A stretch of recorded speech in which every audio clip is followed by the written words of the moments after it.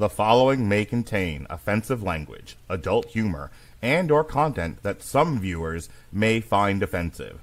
The views and opinions expressed by any one speaker does not explicitly or necessarily reflect or represent those of Mark Radulich or W2M Network. Please listen with caution, or don't listen at all.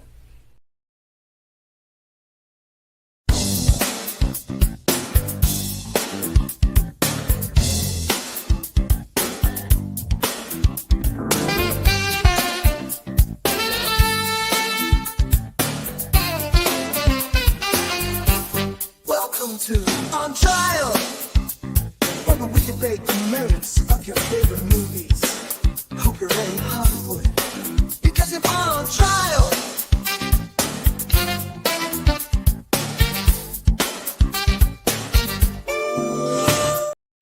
Oh, it's Evan Bevins, everybody. Oh, I often get that reaction. You're at the mall with the kids, everyone's just like, "Hey, it's Evan Bevins." Oh. Yeah, just like that. Parent-teacher conferences. Come on in, Mr. Evan Bevins. Ooh! Check. Yeah. And especially when I do my Red Sonja cosplay. With the metal bikini? Is there another way? How do you feel about bare midriff in hand-to-hand combat? Like, what's your specific take on that? Seems like a bad idea. Yeah. I mean, I never do it. Right. You cover your midriff, right? Because the idea of armor and hand-to-hand combat is to not have touch points where you could be run through. I try to cover as much as possible. Right. And then I run for cover. I hear there's a thing called full plate armor. Is that true? So I've been told. All right. Can you wear, if you're a girl, don't want to be sexist, if you're a girl, a woman even, can you wear full plate armor? Is that a thing that can happen? Are you allowed to wear full plate armor? I think you're allowed to. I'm not sure how many people manufacture it. In like girl sizes? Yeah. It seems like it could be done though. Okay. Because the question does have to be asked, why Red Sonja chooses to run around in a metal bikini, exposing her bare midriff, and then engages in hand-to-hand combat. I feel like that's what we should spend the next hour dissecting. I feel like they tried to explain it pretty well in the movie. I'm not saying it works, but I feel like they spend a lot of time on that. Maybe time that could have been better spent on other aspects of the film. Okay, we'll double back to this then. Hi, welcome to On Trial, where we debate the merits of your favorite movies. Tonight, we are comparing and contrasting Red Sonja from 1985, starring Arnold Schwarzenegger and Brigitte Nielsen, and Red Sonja from 2025, starring Matilda. Close. Matilda Lutz, which rhymes with putz. Born from the pages of Conan the Barbarian and Robert E. Howard's pulp mythology, Red Sonja has always been a paradox, half warrior, half fantasy archetype, and wholly a reflection of what each generation thinks strength looks like in a woman. The 1985 film, directed by Richard Fleischer and starring Brigitte Nielsen, opposite the aforementioned Arnold Schwarzenegger, came at the tail end of the sword-and-sorcery boom, sparked by Conan the Barbarian and Beastmaster. Oh, Beastmaster, how we miss you. It was lavish, loud, and sincere, a B-movie dressed in A-movie armor, released into a decade that treated myth and muscle as interchangeable currencies. That version's production history reads like a cautionary tale of excess and exhaustion. Dino De Laurentiis produced it as the third pillar of his Conan empire, only to watch it collapse under the critical derision and box office fatigue. Nielsen, and Danish model with almost no acting experience, was thrown into an impossible role, meant to embody both vengeance and virtue. The result, a film too earnest to parody and too stiff to survive. Critics dismissed it as a wooden and joyless. Fans later embraced it as camp, a time capsule of unfiltered 80s fantasy where matte-painted castles and overacted villainy were still charmingly real. 4 decades later, director M.J. Bassett's 2025 reboot arrives in a world allergic to sincerity. Starring Matilda Lutz of Revenge fame, as Evan will, I'm sure, tell us, This new Red Sonja tries to rebuild the legend with sleek CGI, modern choreography, and a self-aware feminist edge. Its development hell lasted nearly 15 years, cycling through directors like Bryan Singer, Robert Rodriguez, and Jill Soloway, each trying to pitch a woman's Lord of the Rings, each missing that alchemy that made the pulp source material tick. The final product lands in the post-Marvel wasteland of fantasy cinema, technically competent, narratively cautious, and emotionally sanitized. Where the 1985 film swung a broadsword of sincerity, the 2025 version wields irony. Mistaking empowerment for marketing, early reviews call it visually bold but spiritually hollow, praising Lutz's physicality while lamenting a script built by committee. Critics point out that the new Red Sonja talks a lot about freedom, but feels trapped inside corporate myth-making, a symptom of an industry that mistakes representation for transcendence. Culturally, Red Sonja has become a mirror. In the 80s, she embodied pulp vengeance and the last gasp of unpolished myth. In the 2010s, she's a test case for Hollywood's gendered nostalgia. Proof that you can rebuild a hero's body but not her soul. What she meant then, defiant, bloody, and mythic, is now buried under the weight of commentary about what she should mean. Today, on Trial, we put both versions on trial. The reckless sincerity of the original versus the polished ambivalence of the remake. One is a beautiful failure, the other a cautious success, and somewhere between them lies a question modern Hollywood keeps failing to answer. What does it actually mean to believe in a hero anymore? Do you believe in a hero, Evan Bevins? Do you need a hero? I'm holding out for a hero. Are you holding out for a hero? At least until the end of the night. To the morning light? Yeah, I mean, she's got to be strong. She's got to be fast. I'd prefer her fresh from the fight. You definitely need a hero. I will send you a hero. I will also send you an angel right now. Oh, right okay. now. Well, you know, when a hero comes along with the strength to carry on, I feel like I'm going to cast my fears aside because at that point I'll know I can survive. Can I ask you a question? Yes, we've demonstrated time and again you can. Can I answer it to your satisfaction? Who knows? Well, I want to know when there's something strange in the neighborhood, who are you going to call? Well, I'm going to call Ghostbusters because, let's be honest, Bustin makes me feel good. I think we're done now. Can we be done with Are this we? and move on? So I'm just following your lead. Like Red Sonja, who follows the lead of no man. That's right. You just got segued. So you're here because you have read every comic ever written. From Sure. the editorial pages of the oldest newspapers to the comics sent straight to digital media today. Evan Bevins has read every comic ever made. So with your vast array of knowledge of comic books, Evan, tell us about the comic book character Red Sonja, which is the whole reason we're doing this, is you and I have been on a journey, much like Frodo and Sam, to review every movie starring a comic book character, which has led us today to this on trial between Red Sonja 85 and Red Sonja 25. So tell us why, Evan, Red Sonja remains part of the comic book canon. Because she wears a chainmail bikini. Oh, sorry. I think that's why some people keep going back to her. I failed to do some of my assigned homework. Gail Simone rebooted Red Sonja about 10 years ago, and there were some elements from that allegedly in this movie. I did not get there. I did read some Red Sonja in preparation for this. I'm going to burst your bubble. I have not read every comic. Prior to this, my experience with Red Sonja was in 1990s What If, called What If Wolverine Fought Conan the Barbarian.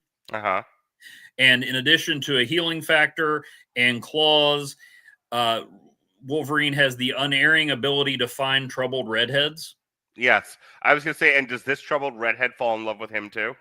Well, he beats her in a fight, which in the comic book mythos, that's the only way Red Sonja is ever going to I believe, to put it Get delicately, laid? get with a man. Yeah, get laid. So like, Which according to Peacemaker is a thing women do, is pick bar fights in order to feel things. okay, well, I still haven't seen Peacemaker season 2, but sure. So Wolverine defeats her rather quickly because what ifs have to move quickly, and they can't speak, but somehow some gesture she makes lets him know, yeah, it's on, and Wolverine's like, yeah, not into that. Are these the gestures? I don't know. It was technically a code approved book, so probably not. Okay. Hey, Mark, these visual jokes of yours don't really work for the audio audience. I'm trying to encourage more participation in the visual version. Okay, but my props are bad. Gotcha. So anyway, so Red Sonja and Wolverine end up hanging out somewhere. Conan's involved, and as in roughly 57% of all what ifs, the universe is destroyed. Nice. Okay, but you said, "Hey, Evan, talk about Red Sonja." So I did a little research. Red Sonja is part of the Conan mythos and is based on the creation of Robert E. Howard, but from a different short story. She wasn't really in the original Conan material. That was a creation of Roy Thomas, who just has written a whole heck of a lot of comics, and Barry Windsor Smith, who has drawn a lot of comics.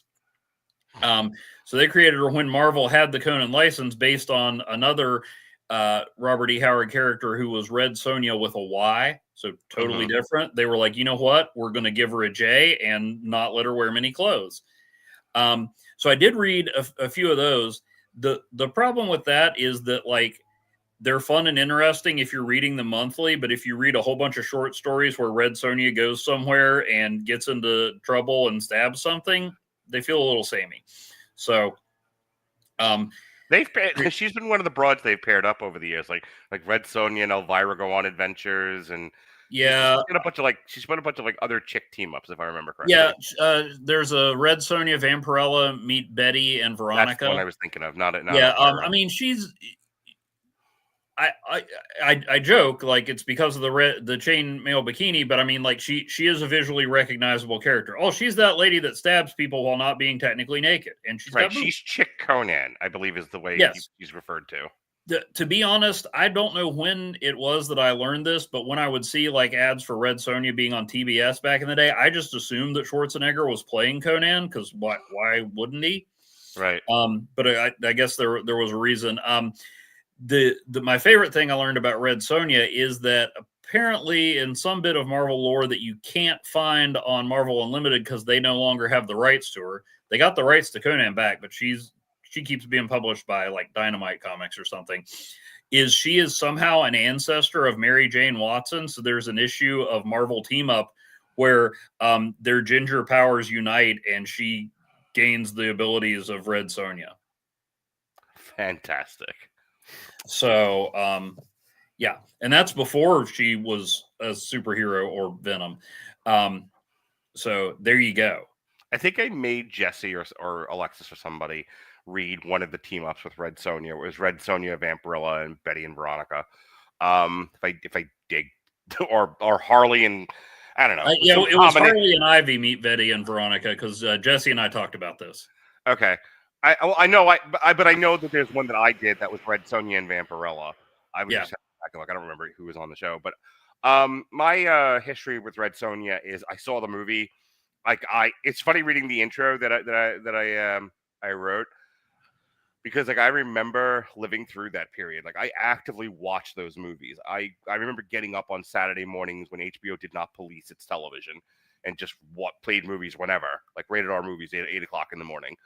So I'm watching Conan the Barbarian and Conan the Destroyer and Beastmaster, when I'm a little kid, like in the early 80s.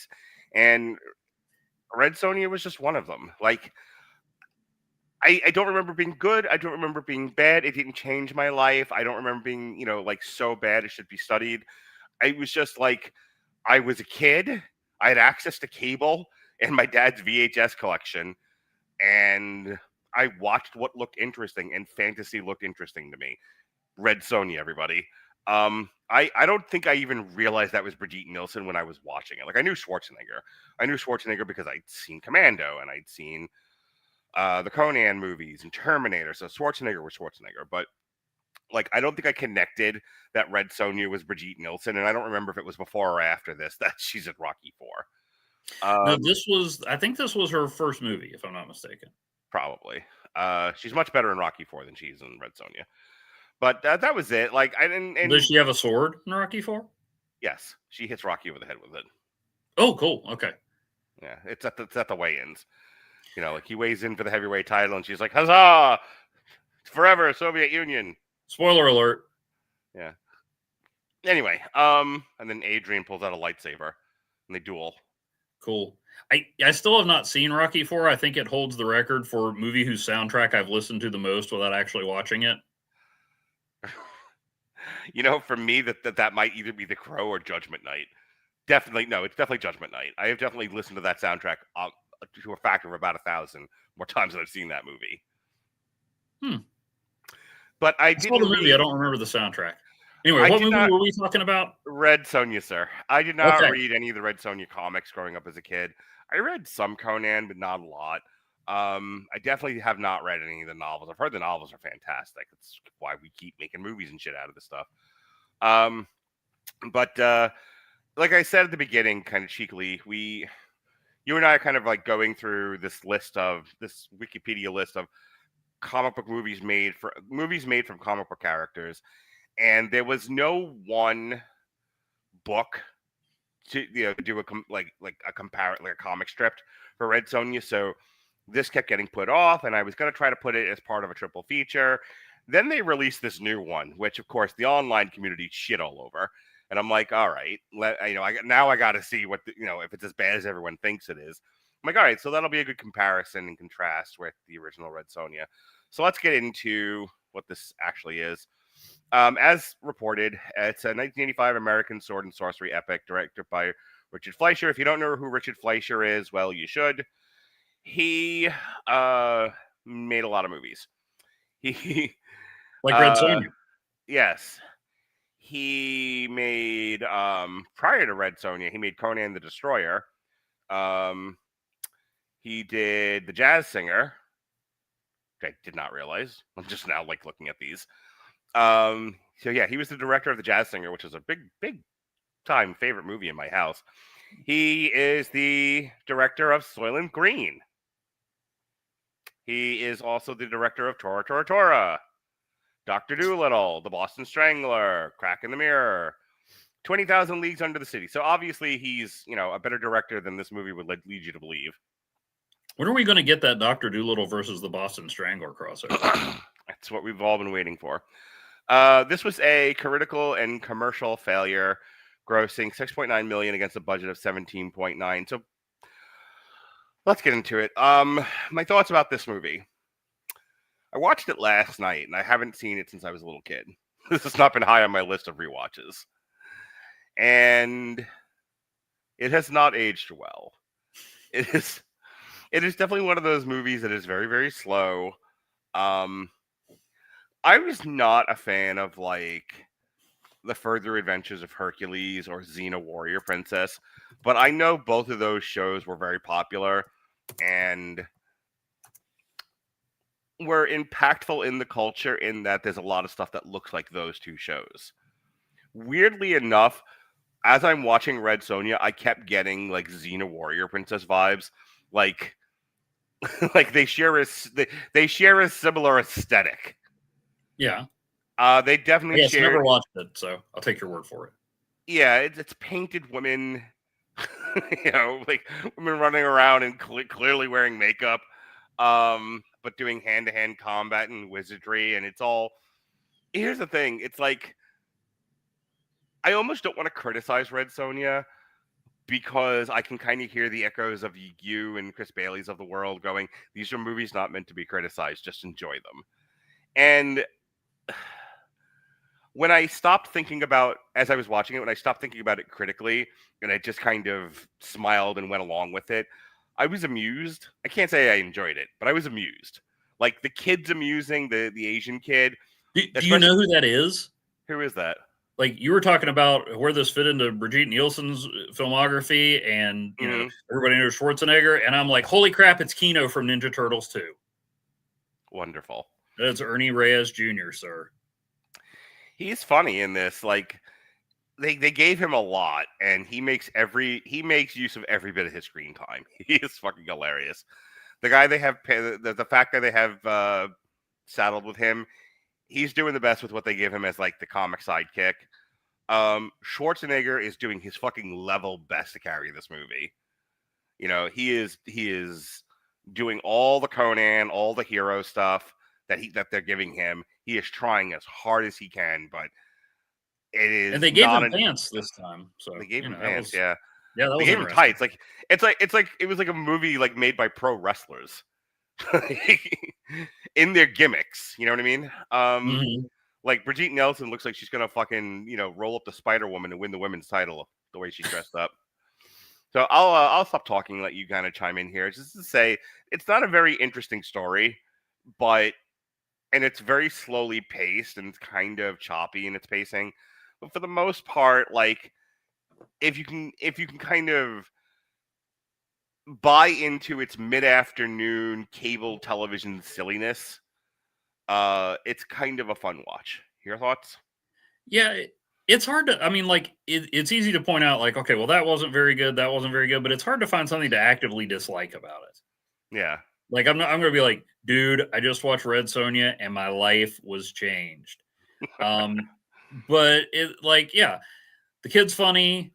The guy dealing with him is funny. Brigitte Nielsen, she's all right. Arnold's Arnold. There's it's got all the tropes and MacGuffins you'd expect. Like I forget. I watched it a while ago, like over a week ago. So I don't remember a lot of details, but I the broad strokes, the glowy thing. Like it seems like that's a bad idea to destroy it, which kind of reminded me of, was it the Allspark in Transformers? It was like, so something that powerful you just destroy or shove in a guy's chest, and I don't know, but everyone's doing a Lord of the Rings. Just throw it in a volcano; it'll be fine. Yeah. I mean, it didn't need to make sense. We just needed a reason for Red Sonja to have a band of comrades, because the movie was called Red Sonja and Friends. I keep getting caught up on details, like the fact that I know Arnold Schwarzenegger is Arnold Schwarzenegger, and anything he's going to be in, he's going to be the biggest star even today, probably. But it just seems weird to me that he got top billing over the title character. Did he? Yeah. Oh yeah, you're right. I mean, I understand, but it seems like nowadays, even if it's, I mean, like, actually, I'll spare you and not go get, but like, I just got Shang-Chi on Blu-ray, and Simu Liu gets top billing, even though of all the people listed, he's easily the least well-known, and at that point, well, if Aquafina had gotten top billing, people would have burned the theater down. I'm just saying that if you wasn't somebody who pays attention to Marvel casting, I wouldn't know who Simu Liu is. That's not an insult, but just of all the people on there, he had the smallest following at that point. But he's the title character, right? So yeah, I got that, and then I was like, oh wait, Kino was in more stuff than Ninja Turtles 2 and Surf Ninjas, which I still haven't seen. I'm sure you guys have done like hours upon hours of podcasting. Surf Ninjas, and it's right on my list. There you go, for the next Rob Schneider triple feature. Anyway, regardless, but yeah, I mean, there was stuff where I was like, okay, well, this is kind of oversimplified. This doesn't make a lot of sense, but at no point was like, well, this is just crap. I don't know. I mean, like there were a couple things like that surprised me that were kind of brutal without being overly graphic. Like when they, like when the priestesses put up a good fight or whoever they are, and then they're like, yeah, we're just gonna throw them in this thing and throw the key away. And I'm like, that's actually kind of cruel for a movie that requires no thinking whatsoever. So and then there was I don't know. Then there were some lines that I could just see, like, exploding the internet if they had been uttered in the 2025 version. Like, you must learn to like men a little better. They are not all evil. It's funny that that's the line that you centered on, because like it's such an innocuous line. It's like, you must learn to like men a little better. They're not all bad, and that is the kind of thing that would trigger somebody. But it's like, it's not an unreasonable line. Yeah, It's not a, you must learn to like all men. They are clearly your betters. Like, I could see like that's not going to age well. yeah. But like, they're not all bad. Ah, the horror. Well, then there was hatred of men and a lovely young woman. It could be your downfall. People should have listened to Red Sonja back in the day. We wouldn't be in the situation we're in right now. But yeah, it's I don't know, but I mean, they didn't. There wasn't a lot of. There wasn't a lot of, I don't need a man. She was like, nah, not a big fan of men. And it was like, hey, here's like 3 guys who are going to help you. Okay, cool. Well, here's the thing. Like, I don't want to get into. I was reading. I had to read through the plot synopsis again, because I clearly missed some stuff when I was watching it. And I read like what her origin is. I was just like, okay, see, I can see why she doesn't like men. This is classic trauma stuff. Yeah, real bad stuff happened to her involving men. It's not unreasonable for her to hate men. Oh yeah, no, totally. But then eventually she's just like, yeah, okay. Yeah. I don't know. There wasn't much conflict there. Now, then you get, just the absolute, the line that was funny on multiple levels, where the kid's like, ask the woman if she wants to join my army. We'll probably need a cook. And we're like, you're like, you saw all this. Like, I know you're a kid and you're arrogant, but so that was actually funny. I think, here's the difference though, because Red Sonja is obviously playing with chauvinist tropes and kind of in its own way turning them on their head, which I think is fun. It's not the world's worst thing I've seen. You couldn't do that today though. Like, you know what I mean? Like, Yeah. You couldn't point out clearly chauvinist tropes and make fun of them. Even, like I said, even making fun of them, if you acknowledge them, that's bad enough in some people's eyes. Where, as opposed to what the movie is trying to do, which is acknowledging them and going, these are dumb. We should make fun of these. And you can't even do that now. I didn't even feel like it went that far. It was just like, hey, Red Sonja's going to fight people, and the guys are going to say dumb stuff. Mm-hmm. But again, I can't be like, well, this is their idea of feminism. Yeah. Yeah, so I don't know. I mean, it's already, the details are kind of fading for me. Again, not because it was bad or I want to forget it. I've watched plenty of movies like that. But it's just like, yeah, it's a thing. I mean, it is the perfect movie for CBS. I mean, not CBS, TBS to run on a Saturday afternoon. Weirdly enough, I actually like the costuming in this movie. I mean, it's very 80s. It's very 80s, sword and sandals, high fantasy. The midriffs were protected.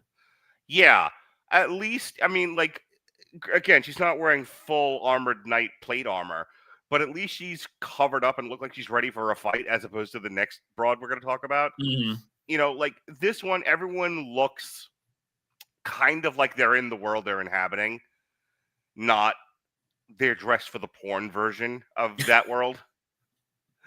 So I did appreciate the fact they were at least trying. I mean, there's only so much they could do about sets and special effects. That I love Dino De Laurentiis, or however you pronounce his name, because like I can see the vapor trails of other stuff he's done. Like I'm watching like the end sequence where everything is falling into the volcano, and I just see Superman 4. The reused thing of Superman flying. Mm-hmm. Like, there are times this looks like okay made, and there are times this looks like dime store cheap. And I'm like, I know this company, the Samuel L. Goldman or whatever the fuck it's called company. Like I've seen this before. Like this is garbage. Like they spent well on some of it, but blew their budget before they finished. Yeah. All right. Anything else about Red Sonja? Because I don't want to beat this to death. I mean, yeah, I did give credit to the killing machine, the mechanical dragon or whatever. That was Oh God, the thing that Schwarzenegger's like fighting in the water for an hour and a half. Yeah, I mean, it looked cool for the mid '80s. Mm-hmm. You'll have to pull out his eyes. Yeah. I mean, yeah, it's a enjoyable, forgettable movie. It is enjoyable. Yeah, I am. As I do these podcasts, I'm always hearing the voices of my friends saying not everything needs serious analysis. So we talked about it. I don't think there's anything else to be said about Red Sonja. Let's move on to Red Sonja. 2025. Yes. Again, directed by M.J. Bassett and written by Tasha Huel, based on the Robert E. Howard, as adapted by Roy Thomas characters. Stars Matilda Lutz alongside Wallace Day, Robert Sheehan, Michael Bisping, yes sir, of UFC fame, Martin Ford, who is an English bodybuilder, social media personality. I feel like I look at his TikTok now. He looks familiar. Eliza Matengu, Rona Mitra, and Veronica Ferres. It premiered in Russia on July 31st. Oh, that was Rona Mitra. Okay. Knew she looked familiar. It premiered in Russia on July 31st, 2025. Received a limited theatrical release in the US. I'm sure nobody saw this. One day. Yeah. Dude, I was lining up a friend to go see it with me. And then I'm like, oh, it's only going to be one day and it's not going to be here. And then it received generally mixed reviews from critics. It's earned $271,000 at the box office. It's got a 56 on Rotten Tomatoes. High fantasy, noticeably constrained by a relatively low budget. Red Sonja doesn't overcome its limitations, but does have enough moxie to be a respectable B-movie effort. Let me start here with this piece of shit. Does it, though? I'm so tired of complaining about this sort of thing. Like, I'm bored. I have bored myself at this point. So I'm going to try to not bore myself. Imagine how we feel. I get it, man. Every fucking week, Robert and I complain about the same shit on here. And this is another one of these where people's idea of feminism is women are better than all the men, but are also nagging the entire time and complaining, and the men are, incompetent, and the only thing that the only medicine, the only thing that solves everything is therapy. That's what I got out of fucking Red Sonja. I was bored to shit by this movie. I watched these back to back. I watched I got off of work at 6. Erica made dinner. So by like 6:30, 7 o'clock, I was in bed. You can tell I'm a little nasally. I'm trying to get over this cold. So I just laid in bed and watched movies last night. I watched the first Red Sonja. By the time I got to this one, I was starting to fall asleep about midway through. And Erica's like, I'm putting you to bed. No more movie for you. I'm like, no, I have to watch this for Erin. I have to talk about it tomorrow. She's like, I don't even know if you're like watching it. You're like falling asleep halfway through. And I'm like, trust me, I'm not missing anything. But she took my iPad from me and she made me go to bed. So I did. And I woke up this morning and I finished it. And like I said, it's like a full-length movie of Xena Warrior Princess. Down to the sets. And the only thing I kept thinking the entire time, and I talked to you a little bit about this before we went on air, I won't go into a full thing, but I was like, Brigitte Nielsen is a much prettier lady than Matilda Lutz. Number one. Number two, I understand they're trying to go for comic accurate, which is why they have her in the getup that she's in, but I have a hard time believing this woman is ready for combat when she's walking in like the Red Sonja stripper outfit. They explained her boobs and her vagina is covered, and that's about it. The rest of it, she's just bare ass, buck naked. Go ahead, Evan, defend this. Well, I mean, I'm not necessarily defending it. I'm just saying they gave you the comic accurate costume, and they gave it a reason to exist, which was that it was for entertainment in the gladiator pits. Which is about the only logic, unless you want to go with the she's just making sure the male combatants are distracted by staring at her lovely abdomen. Yeah, which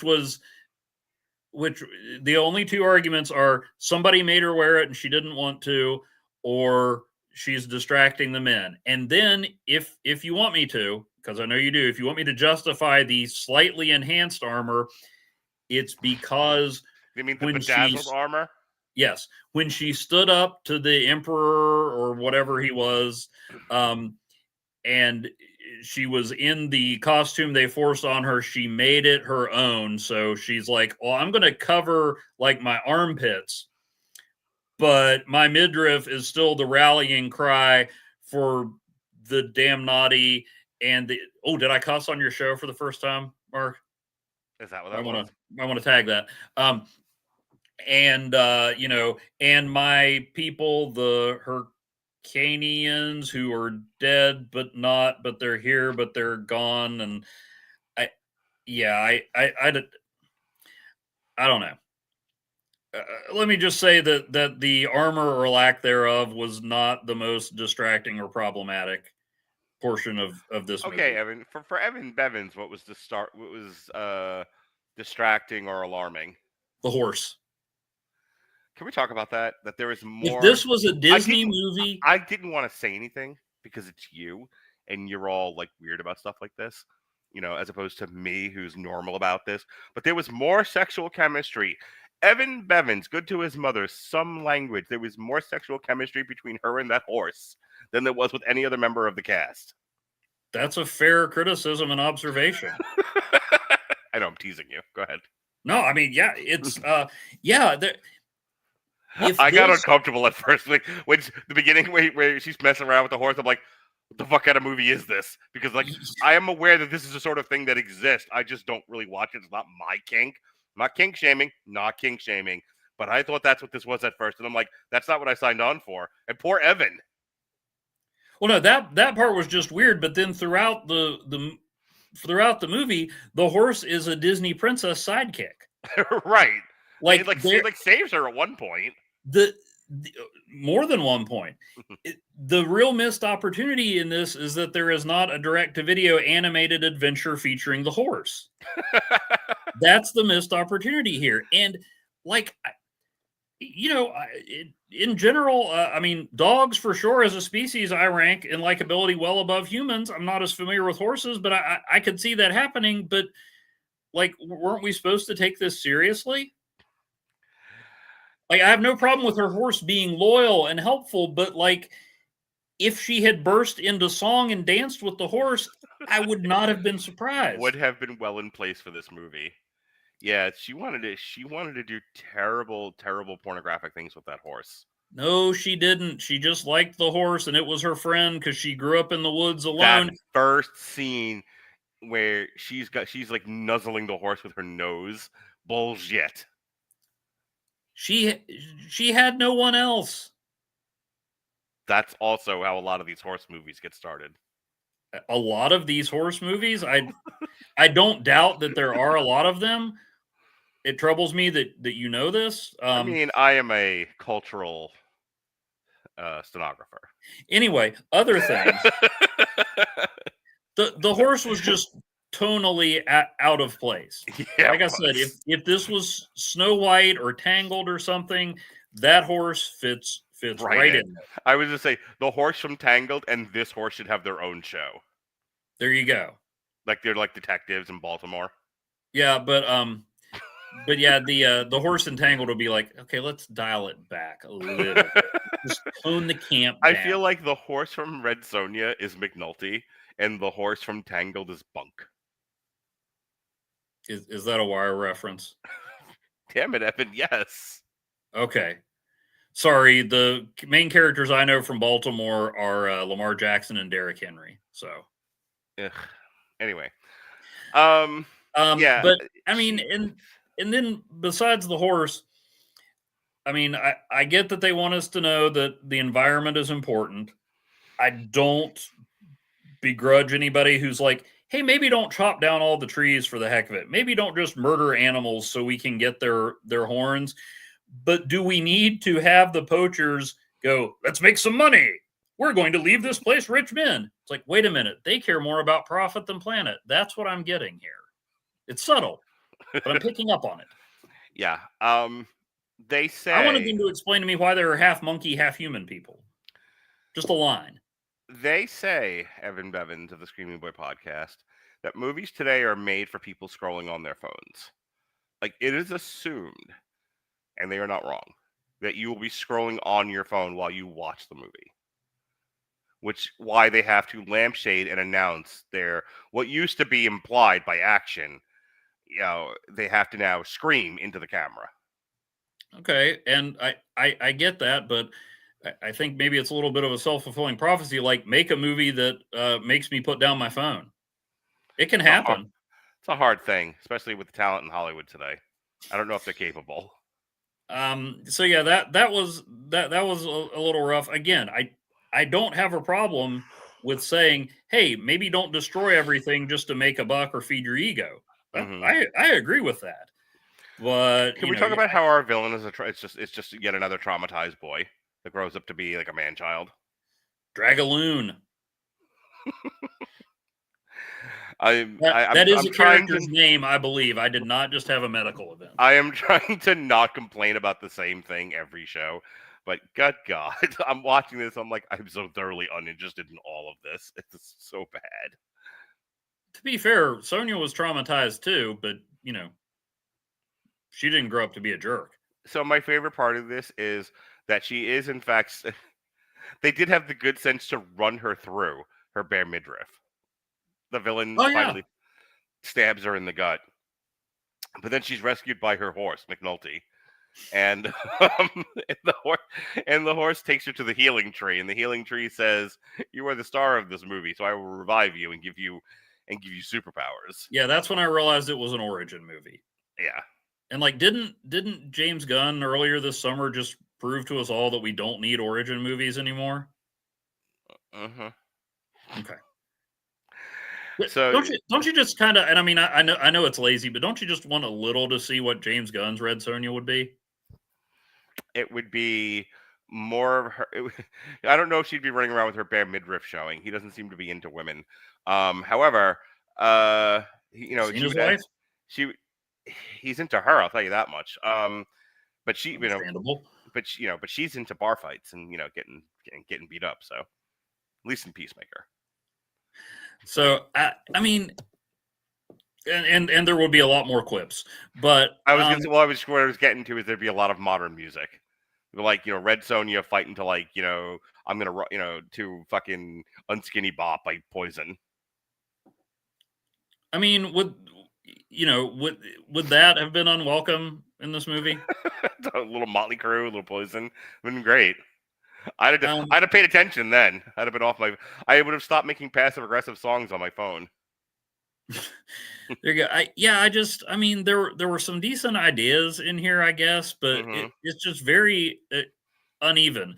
Again, I tend to like animals more than people, but where she's snarling like they're murderers, and then she's like stabbing them, and I'm like, you don't see like a little disconnect here? I don't know, but that's just me. So according to the wiki, Red Sonja drew on a variety of details from the comic book source material. From the 1973 Marvel Comics origin story by Roy Thomas and Barry Windsor Smith, the connection to a supernatural deity is maintained, but Sonja's motivation based on rape and revenge is removed. Visual aspects of Sonja's armored appearance and face paint, as well as the character of Dark Anicia, are based on the 2013 Queen of Plague storyline written by Gail Simone and artist Walter Giovanni, published by Dynamite Comics. Emperor Dragon the Magnificent first appeared in Dynamite 2019, The Queen's Gambit, story by Mark Russell and Bob Q. Hey, you're ready. Yes. I don't know. It does make me ask, like, who do they think they were making this movie for? Clearly, like, not. I want to say clearly not male comic book readers, but they drew stuff based from the comics. Now, I don't know if those comics sold either. I mean, like, they're still going on. Dynamite's still churning them out, and I mean, heck, Marvel cancels the Fantastic Four and Deadpool periodically, so Dynamite must be doing something right with it. It's hard to know. Like, it would be easy for me to sit here and rail against, like, who would you make this movie for, based on the way male comic book readers are reacting to things online. Why would you make this movie this way? On the other hand, people are purely are, I guess, reading these Red Sonja comics. So I guess you're making it for them. Maybe you're making it in the hopes that there are a lot of girls out there that are into like D&D and high fantasy, and this appeals to them, except that this kind of thing typically doesn't. But I'm sure, like I said, I say that, and I'm sure like 1 in 100 girls is one that'll stand up and write a comment on TikTok. I liked it. Good. Yeah, well, I mean, I don't know. I'm not quite sure who it's for, because I did not do a deep dive into the production, but I know Matilda Lutz was at least the second person. I want to say the third, but at least the second person cast in it. Hannah John Kamen, who was a Ghost in Ant-Man and the Wasp and Thunderbolts, was actually originally cast. And I mean, she's pretty. She'd have been good. Yeah, she doesn't. I see now I'm being careful. I started to say she doesn't look the part. I mean, she could easily be a butt-kicking, sword-wielding heroine. She just, isn't a redhead. But as we saw, even Matilda Lutz wasn't redheaded enough for the magic healing tree. Right. You had to make her hair extra red. That was that was part of the rebirth when she comes back to you now at the turn of the tide. Yeah, I mean, even it's like it's 2 shades redder. I mean, I feel like the She's like Samson, I was in her hair. Yeah, there you go. Did we? I don't know if it was at the end or a mid-credit scene, but where Osen goes and says, "Hey, I need your help," and she's in a bar, just like winning bar bets or whatever. Like that feels like the image I had of Red Sonja going in from my 7 Red Sonja comics that I read. So I feel like origin movies, not always, but can be like this anchor weighing it down. It's like, let's see that Red Sonja. Don't leave me wondering how she suddenly got good at fighting, because like they go out of their way to say like, well, yeah, she's determined and she's got physical skills, but she has no refined fighting. So I kept waiting for some of the other slaves to train her, and like they tried to, and she's like, no, I don't like you. And then Chainmail Bikini killed the Cyclops, and we're off. No, she doesn't kill the Cyclops. She set the Cyclops free, and it rebelled. Yeah, I'm sorry. Fight the Cyclops, but I mean, like when did she become like a skilled fighter? Yeah. Let's not be all negative. There was one thing I liked. I mean, I thought it was a little weird that they didn't have the I will never love a man lest he best me in combat, just because that's like the thing I knew about Red Sonja. It was kind of like how in The Amazing Spider-Man, they made darn sure not to say with great power comes great responsibility, even though that's like, a foundational piece of Spider-Man. But I did think it was, even though most of the people in the slave pits just seemed to be there to deliver exposition, I did think it was mildly amusing about Osen going, oh yeah, no one's ever stabbed me. Like even when I got thrown off the cliff, that didn't count. And then she goes up and you're like, oh, are we getting a sappy romance moment? Like, is she having more chemistry than with the horse? And then she cuts him and she's like, oh, by the way, I won. I'll come back. I laughed out loud at that. It's not high cinema, but it was funny. The end of the movie where the princess like he basically implies like, hey, someday we can like get together or whatever, and I don't quite remember the sequence of events, but she does something to him at the end, and all I can think about is she's not into you, man. She's into that horse. Well, I don't know about the horse, but she's definitely not into him. Yeah. Because it's 2025 and women. Because Evan, if Hollywood has not gotten this through your thick skull, it's 2025 and women are not into men. That is the message we're getting from Hollywood, is that men are worthless and women are not into them. Oh, I just got the impression that she just liked messing with him, and I got the impression she liked messing with horses. Okay, you need to quit horsing around. I say thee nay. All right. But I mean, yeah. So I don't know. It just felt like there were a lot of. I mean, I'm not saying like there was a great movie here if they had just made some other choices, but like I don't know. There was a thing with Anicia. I always find these reviews the hardest because whenever we're doing anything that's B movie, whether it's like Blackula or something Pam Grier related, something like the kind of stuff that Jason and I typically review, whenever I discuss something a B movie, it's like I struggle to fill the time because like it is what it is. Like it's like without going into a lot of sidebars and and silliness, this is just dumb fun, and it either appeals to you or or you're turned off by some of its modern sensibilities and you're not. That's kind of where this movie lands for me. Like if I showed it to my kids, I guarantee you my son would hate it, my daughter would think it's fine. Yeah, but I mean, the 85 one, that one I'll give dumb fun. Like I'm not going to go, hey, I should watch the 1985 Red Sonja again, but if it comes on, I might watch it. Or I wouldn't be like, no, not this.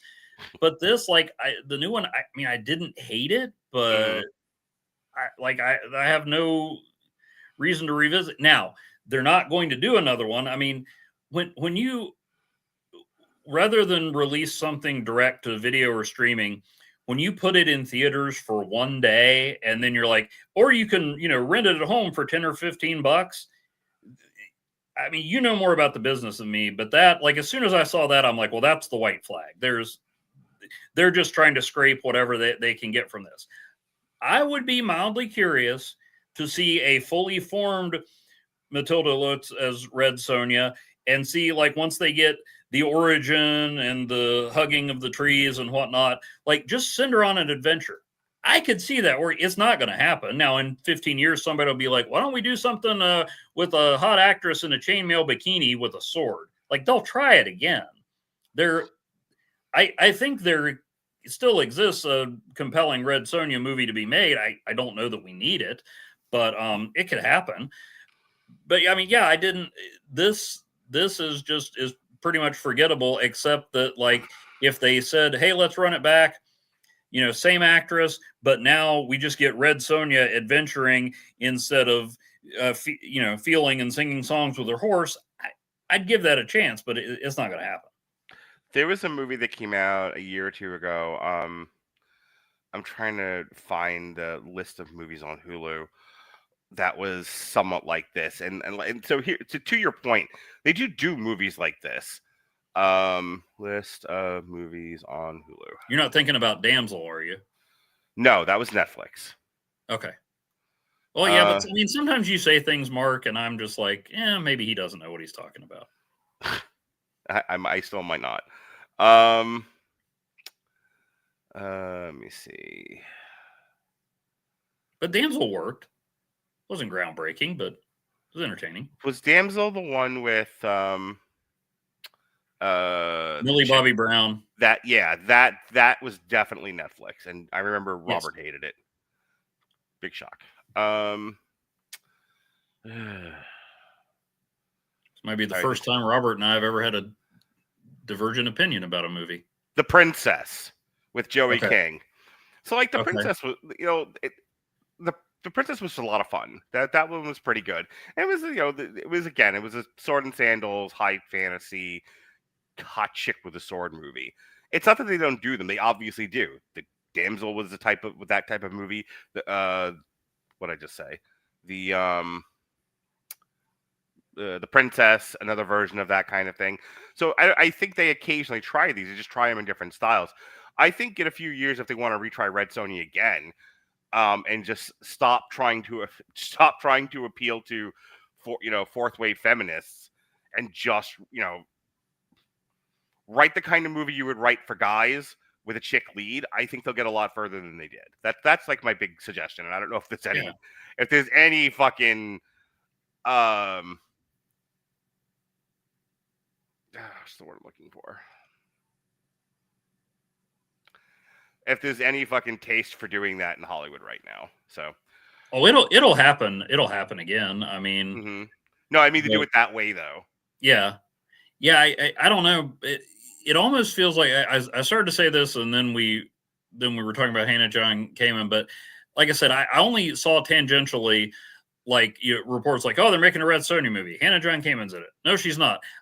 I get the feeling that at some point they were like too far in to turn back. Although Warner Brothers has shown us that it's never too late to pull the plug on a movie. But I mean, maybe they just including when it's already finished. Yeah, maybe they just didn't know about the tax credits.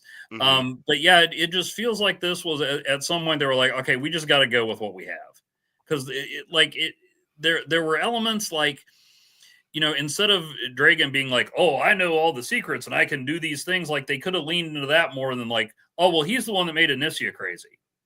Right. So she's going to kill him because Sonja's like actually not able to. I don't know. There were things they could have pursued, but it just feels like they threw a whole bunch of stuff together and were like, guys, we got to hit that 1-day release window and get our streaming revenue before people realize what we've done. I'll tell you, you can also get away with really dumb storylines if your set pieces and costumes don't look like my friend's D&D cosplay. Like these very much rely on the visuals working, and when they don't work, that's a big problem. Like I can forgive a lot of these movies if they don't look worse than Xena Warrior Princess. Well, or just, I mean, it would be nice to have fantastic dialogue, a compelling story, symbolism that doesn't punch you in the mouth, and all that stuff, but just entertain me. Like one of my favorite movies, and I'll tell you, it's not like constructed very well. I mean, there's problems galore. I notice them every time I watch it, but I'll sit down and watch Armageddon anytime. I was going to say, I love it. We're running away from the most obvious example of how to do this right for a modern audience. Everybody who's ever watched it loves it, except for the final season, and that's Game of Thrones. Game of Thrones looks great, has great actors, is as high fantasy. I mean, it has fucking ice zombies in it. Like, there's all kinds of fun stuff happening in Game of Thrones. There's all kinds of fun stuff happening in Game of Thrones, including, women doing a naked walk of shame and a boy being thrown out a window. It's great. So, like, if you're going this is going to shock you, but I have not watched Game of Thrones, nor have I felt compelled to. I understand. Most normal people who have watched Game of Thrones love it, and who might not necessarily be fans of high fantasy, but they love the shit out of Game of Thrones. If you can do Red Sonja with the same level of quality of Game of Thrones, I think, and again, don't make it for fourth-wave feminists, I think you might have a winning game, Red Sonja. Also, the other thing I'll tell you, kind of what you were saying before, and this will be the last thing I say, and I'll give you the last word. I don't think Red Sonja is made for the movies. I think a Red Sonja series where she goes on adventures, she's kind of like a hired mercenary, and she gets sent on quests. And every episode is a new quest of some kind. Maybe one lasts more than one episode. Not one. Don't do this 8-hour movie thing, because that I'm starting to fucking hate. But like every episode, Red Sonja goes on a new quest, or or goes to find somebody or whatever. I think would work better for this character and would actually get people interested in the character than doing it the way they've been doing it. I'll let you respond to that, and we'll get out of here. No, I agree. I mean, I think that's kind of what I was saying with reading the comics, where I read them all, like I read 3 or 4 in one sitting. I'm like, this is kind of the same thing. I mean, Roy Thomas is great. But I want to say, was he the one? I should look this up. Because if he is, I talked about it for hours upon hours on another podcast. Sorry. Oh, this is live. Anyway, all I'm saying is Roy Thomas can make some good comics. He adapted operas in Thor, and I found it interesting.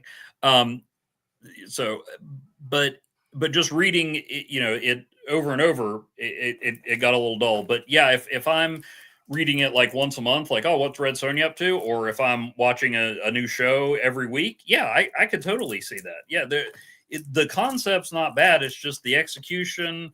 I mean, they gave it a good try in '85. Not sure what happened, but the best thing in the intro, the best description, the one that you wrote without any sort of artificial assistance whatsoever, was the word earnest.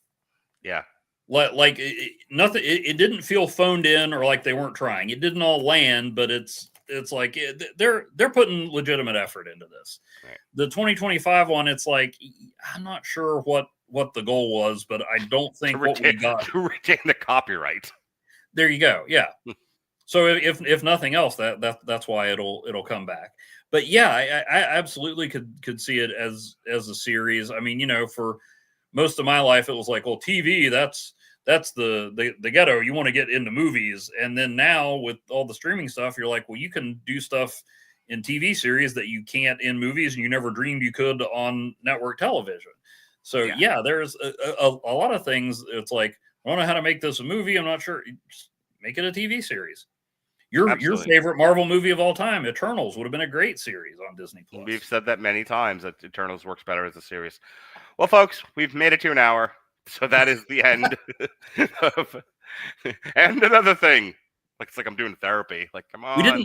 We didn't actually do any court tropes here, so maybe we should petition for a writ of mandamus to prevent any future Red Sonja movies, and instead require that it be a TV show. Sounds great. Thanks for adding that bit, Evan. My girlfriend, who is patiently waiting for me to get off of this so we can go swimming, is very happy that you did that. I've got to play HeroClix, but hey, just as the creator and longtime host of On Trial, I feel I need to protect the brand. None of what you just said is true. All right. But you assigned me Ronnie's podcast, and that's funny. Such a hypocrite. When I do it, it's funny. Gotcha. Right. Okay. Hey, Mark, we need to wrap this up. Don't you have somewhere to be? Yeah. So anyway, this past week, no show on Sunday because I threw a big fat fucking man tantrum and canceled the show. Unlike me, very much unlike me. But we did do a show on Monday. We did the Black Phone 2. I was a giant pain in the ass to Alexis on Wednesday when we reviewed Peacemaker Season 2. I was a much more better behaved boy on Thursday when we reviewed Les Miserables, Phantom of the Opera, and Sweeney Todd. This coming week, I've got 2 Fra Diavlos coming out. One is called Subtlety is for Cowards, and that was inspired by my girlfriend blurting out song ideas at me out of boredom one day. And then because I wanted to celebrate my one true love, Jesse Starcher, another Fra Diavolo is coming out called Songs in the Key of Stiznarkey.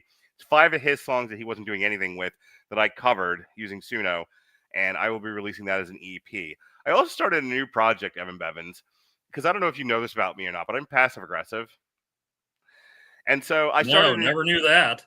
So I started a new band called the Passive Aggressive Pansexual Peanut Butters, which was an idea that I had about starting a band called the Pansexual Peter Pan Peanut Butters.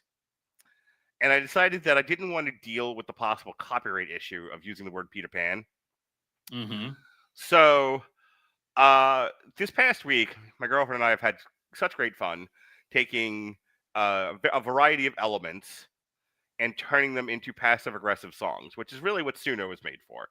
It's made, one, for making obsessively silly sexual songs, of which there are a ton on Spotify and YouTube. But it's also used to passively aggressively make fun of people in your personal life. So that's what I've been doing. And I'm releasing one song at a time as singles because that seems to be what everyone else is doing on Spotify. Albums, no. Who has time for that? Just release everything as a single and do new art every single time. Oh, no, you don't have to. Sorry. What the hell did you just send me? Well, you said peanut butter, and it reminded me of Howard the Duck. Okay, I thought you were sending me a passive-aggressive song. No. Okay. Anyway, so starting this Wednesday, and I think like every day after that, one single a day that we've been doing of the passive-aggressive pansexual Peanut Butters, which is my jazz band. Okay. So it's smoky club jazz rhythms, singing passive-aggressive songs about people that we know. Okay. It's great. I'm thoroughly enjoying myself. I'm happy. I'm glad you're happy. However, back to the stupid podcast that I do that I don't have nearly as much fun with. Sunday night, myself and Jesse, I put Jesse through the fucking ringer, man. Well, every show I do with Jesse now, I mention like, hey, is Mark going to have you read 487 Darth Vader comics again? No, instead I made him watch 3 Darren Aronofsky movies. Requiem for a Dream, The Wrestler, and The Whale. So that we'll be reviewing on Sunday if he doesn't kill himself first. On Monday, myself and Robert will be reviewing the new Springsteen movie, Deliver Me from Evil. No, Deliver Me from Nowhere. Alexis is going to be reviewing Stranger Things Season 3 with Jesse. On Wednesday, if I ever get to watching them, myself and Harry Broadhurst will be reviewing Effie's Big Gay Brunch UK3. and Josh Barnett's Bloodsport 15, also in London. And then the day before Halloween, I'm going to be bullied by 3 women. We're going to be doing a Tim Burton focus. It's going to be Edward Scissorhands, Mars Attacks, and Dark Shadows. Okay. All right. So those are my plugs. What do you got? Plug tuning. Well, over at asterisk51.blogspot.com, well, I'm a little delayed because like real life and stuff kept happening this week, but I've been doing some. Is your house leaking again? No, but I woke up and looked at the spot of the last leak and thought, please not today. I know I'm recording with Mark, but just I will never record. You cancel me one more time, I'll never record you again. You know, as much as I enjoy this, if it keeps my house standing, might be worth it. Okay. Anyway, so I've been doing some Free Comic Fridays with Halloween themed stuff, or books that were given out for Halloween Comic Fest, like the second part of the first adventure of the Dinosaur Fantastic Four, which is magnificent, Mark. Absolutely magnificent. Mm-hmm. If you haven't read Ryan North comics, go do it now. Okay. Well, after you attend to your previously scheduled activity, then go read some Ryan North comics. I'll on that. Yeah, let's see. The occasional, so far as Halloween adjacent movies that I've purchased at Dollar Tree over the years, I've reviewed the original Little Shop of Horrors, which you may not realize had Jack Nicholson in it. Just kidding. Everybody knows that. It's the only like DVD covers for the movie, even though he never meets the plant. And Mothra, which I mainly focused on the journalism or lack thereof performed by the main character Bulldog. Okay. So eventually I need to be getting back into some more regular going through weird comic series and things like that. But you can see past adventures like that, such as reading through the Marvel DC amalgam mashups, which a new one just spontaneously appeared a month or so ago. Mm-hmm. And then things like NFL Super Pro, Secret Defenders, slowly building up my Acts of Vengeance collection, Mark. Nice. So that eventually I'm gonna run through those. But yeah, asterisk51.blogspot.com, comics, movies, anything else that catches my attention like a squirrel holding a shiny object, that's where you can find it. All right, folks, thanks for joining us here on Trail. Court is now in recess for Evan Bevins. I have to go naked swimming. Be well, be safe, and behave.